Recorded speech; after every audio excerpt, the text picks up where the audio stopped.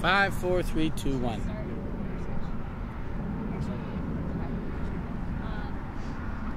So, I know that a lot of environmentalists are concerned about how the spoil will be transported. Will it be covered? Is it covered completely on the conveyor belt? Because they say it comes out as a slush, and then if it dries, and if there's contamination, it can Sure.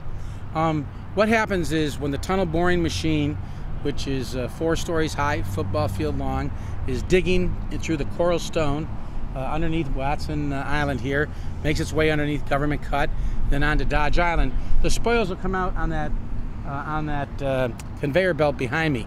The consistency is like toothpaste. This hard rock is softened by a polymer, and that polymer then, as it softens the rock, is injected into the stone and brought out through this conveyor belt and into the pit behind me. Now, what we've done is we've looked at all of the chemical compositions that are part of the polymer, and in fact, we've had to go to the company that in fact is like for tunneling. It's a common process, but we've got their proprietary chemical makeup that we've got them to release to DERM. So DERM, being the environmental agency that's rather restrictive, to look at and make sure that there's nothing in there that's going to add to the degradation of the environment. But even if it was, and it's not, there's many precautions that are being made, and those precautions are really started right here, right behind me, because we don't just have a site where we're looking to take the spoils and then bring it to some landfill to cap and look at any type of environmental enhancement. We're very cognizant that we're in a glass bowl here. We've got neighbors less than 100 yards from us, children at a school here. It's not just the Children's Museum, it's a school.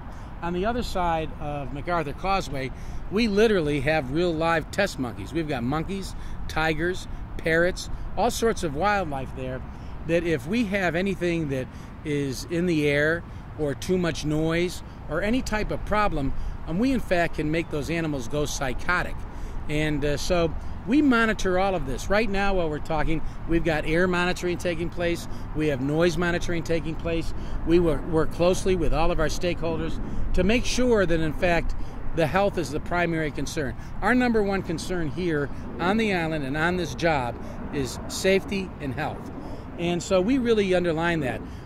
You'll probably see as time goes by, we have water trucks that wet down the area because when the trucks leave the site, no truck leaves our construction site or this site over here without having someone, a human being, wash down the wheels of the vehicle so that we don't track dirt out onto the road.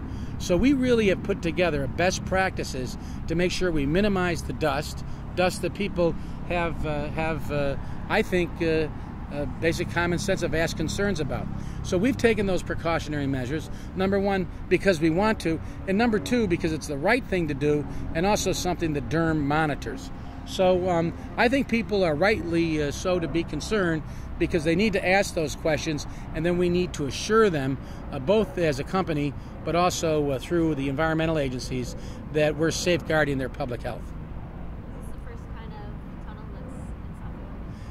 No, there's another tunnel. There's the McWhinney Tunnel going under the New River up in Fort Lauderdale. When you're on US 1, you go underneath that little tunnel. You might toot your horn when you go under it. It's a tiny tunnel, but it's the only other tunnel in Florida. This tunnel is for the folks that are building it for Bouygues. This is a relatively smaller tunnel. These folks have done the Shanghai Tunnel. They've done tunnels all over the world, more difficult than this. This is a rather short tunnel, a little under a mile in each direction. What's difficult here about this tunnel is the composition of the coral rock. It's like Swiss cheese. So you have hard stone that we have to get through, and then we also have pockets of slurry, just like sand water. And with that, we have to inject some type of grout so that the tunnel boring machine can drill both through the hard rock and the wet area with some additional grouting. So all of that comes out here with the spoils. So we have 3 full-time environmental engineers just on board just to address these issues, as well as we work closely with both DERM and the Florida Department of Environmental Protection. And all the hurdles they put in front of us, we've met.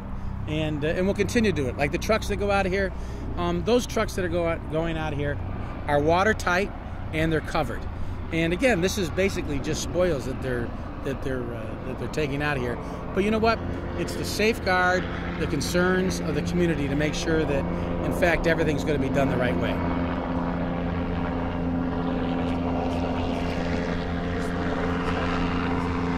We could land here if it's Miami-Dade. They usually land here. Yeah, they might land right over here.